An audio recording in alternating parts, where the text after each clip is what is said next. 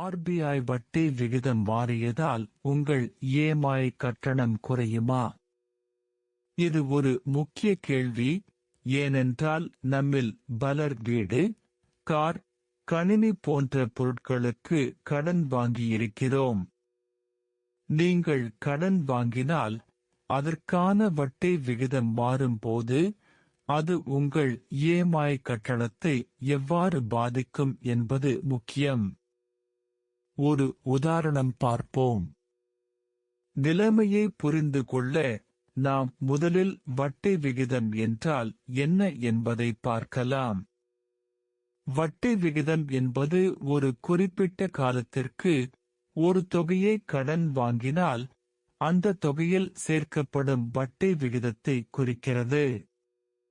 இந்த வட்டி விகிதம் மாறும்போது உங்கள் இஎம்ஐ கட்டணமும் மாறும்.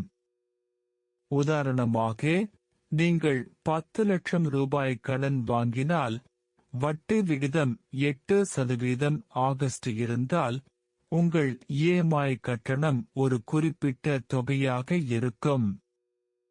ஆனால் அந்த வட்டி விகிதம் 7% ஆகஸ்ட் குறைந்தால் உங்கள் இஎம்ஐ கட்டணமும் குறையும். இதற்கு ஒரு காரணம் உண்டு, அதாவது